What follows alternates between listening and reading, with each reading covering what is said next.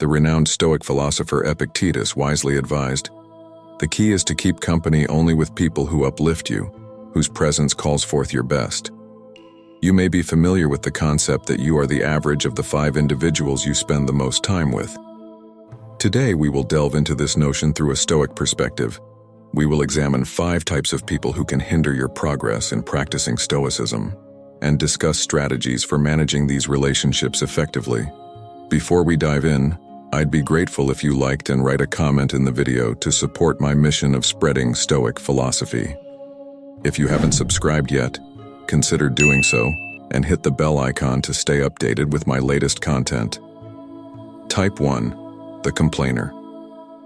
Everyone knows someone who perpetually finds something to gripe about, be it the weather, their job, or even the food at a renowned restaurant. You might think, why should this bother me? I can just ignore them. However, it's not that simple. Regular exposure to such negativity can drain your mental energy, much like a slow leak depleting a water tank over time. Stoicism encourages us to concentrate on finding actionable solutions rather than fixating on problems. For instance, if you're working on a project with a habitual complainer, every meeting can turn into a draining session of grievances rather than productive discussion. The result? Team morale plummets. You lose focus on finding effective solutions, and you might find yourself growing disheartened with the project and perhaps even with life itself. How can Stoicism guide us in dealing with complainers? One approach is to minimize your interactions with them whenever possible. If that's not feasible due to their role in your life, such as a family member or colleague, then mentally detach yourself during their complaints. Imagine their negativity as a passing storm, disturbing and loud, but ultimately transient and powerless against the steadfast mountain of your inner peace. Another tactic is to redirect the conversation towards solutions or to a more constructive topic. As Marcus Aurelius stated, "You have power over your mind, not outside events. Realize this, and you will find strength." This enduring Stoic insight reminds us to safeguard our mental tranquility and not let the constant negativity of complainers divert us from our path of resilience and virtue. Type 2. The drama magnet. Picture your life as a vessel sailing through serene waters. Then, you come across the whirlpool known as the drama magnet. This person always seems embroiled in crises, conflicts, or controversies. Like a whirlpool, they have a knack for drawing you into their chaotic turmoil.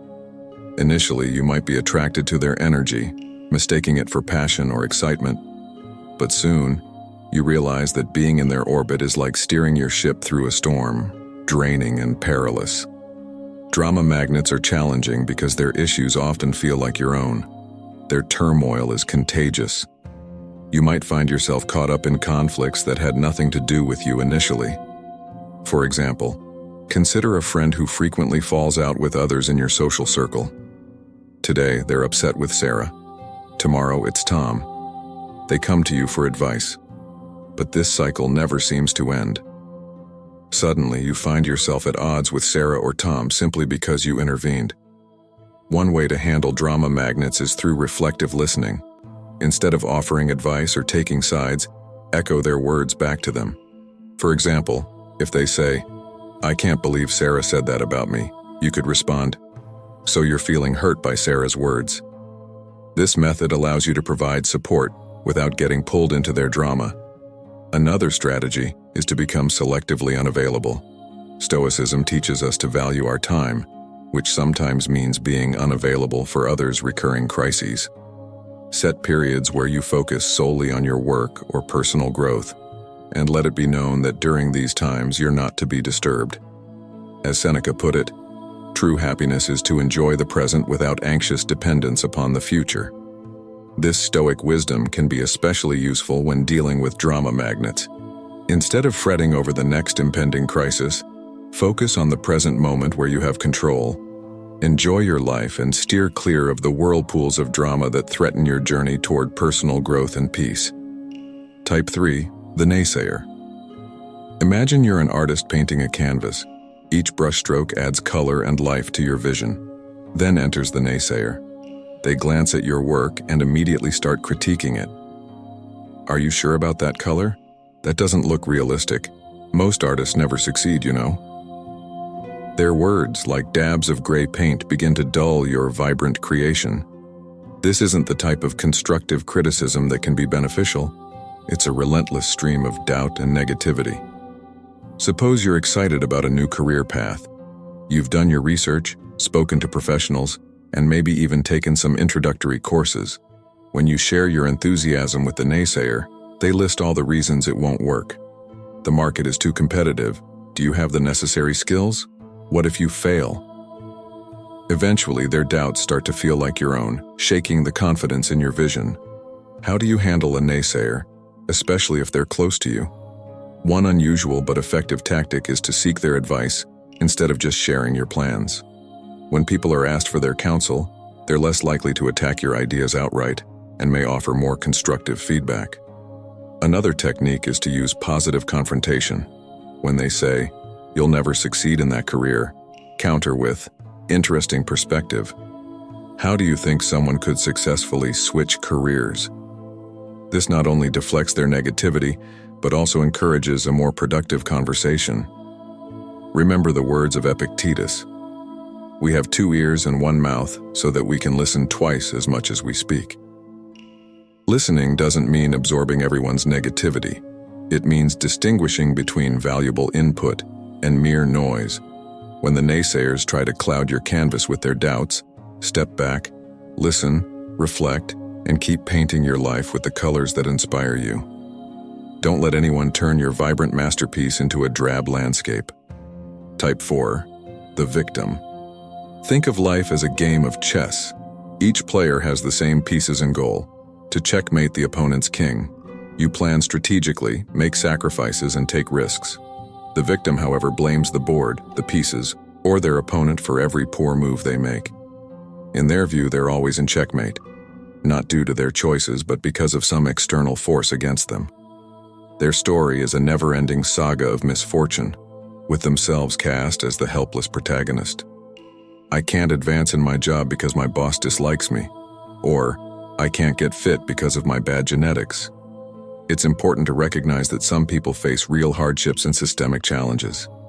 However, the victim we're discussing uses their situation as a constant excuse, refusing to take responsibility for their actions or inactions. You might find yourself entangled in their narrative, perhaps as the person who always needs to rescue them. Consider a friend who perpetually blames their string of failed relationships solely on their ex-partners. Not only does this consume your time, but it can also subtly encourage you to adopt a similar victim mindset. So what's the best move when dealing with a victim? It might be tempting to play the savior, offering endless advice and support. But the Stoics would suggest otherwise. They'd advise setting clear boundaries to protect your mental well-being. Practice compassionate detachment, show empathy and kindness, but don't feel obligated to solve their problems. Listen, but don't become their constant rescuer.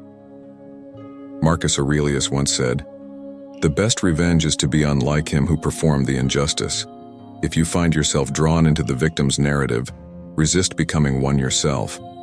Take control of your own chessboard, make your moves, and remember, being perpetually in checkmate is often a choice, not a destiny. Keep advancing your pieces, make necessary sacrifices, and play the game of life for growth and wisdom, not for revenge or pity. Type 5. The Toxic Positivist. You know this person. They're always brimming with sunshine and positivity, often to an extreme degree. They're the ones who tell you to just be happy when you're facing a tough situation, dismissing your feelings and experiences with a wave of overly cheerful optimism. Imagine your life as a garden. There are beautiful flowers, but there are also weeds and pests. A toxic positivist, however, insists on seeing only the blooming roses and ignoring everything else. While their intentions might be good, their relentless optimism can be suffocating. It prevents genuine emotional processing and can lead to a sense of isolation. When you're struggling, having your pain invalidated by someone who insists that everything is fine can feel deeply alienating. Instead of helping, their attitude can make you feel misunderstood and even more alone in your struggles. Stoicism acknowledges the full spectrum of human experience, recognizing that both joy and suffering are part of life. It encourages us to face difficulties with courage and resilience, rather than pretending they don't exist. This philosophy teaches us to accept reality as it is, and to work through challenges with a clear mind and a steady heart. So how can you handle a toxic positivist in your life?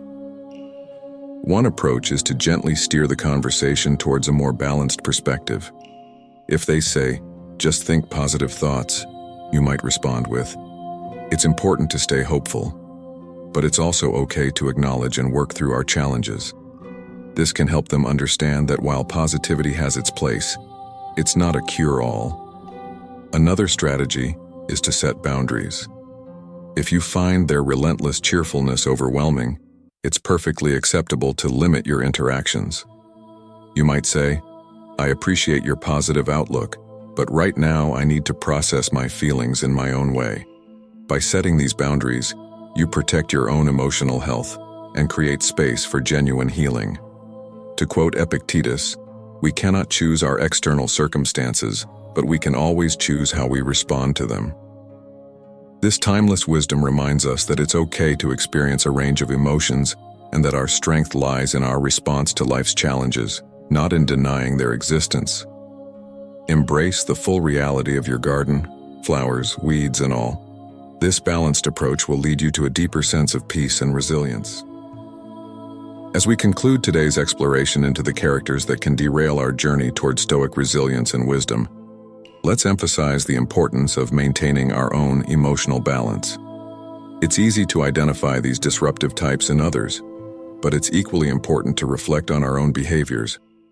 Are we, perhaps unknowingly, bringing negativity or unrealistic positivity into someone else's life? Stoicism teaches us to face life's full spectrum with courage and clarity. By understanding and addressing these challenging relationships, we not only protect our own mental peace, but also contribute to healthier interactions with those around us. If today's discussion has prompted any reflections or realizations, I invite you to share your thoughts in the comments. Your experiences and insights can spark meaningful dialogue within our community. So, until our next video, strive to align your choices with your virtues. Let your actions be guided by wisdom, and may your life become the masterpiece you're destined to create. Don't forget to subscribe and click that bell icon so you don't miss out on our upcoming videos.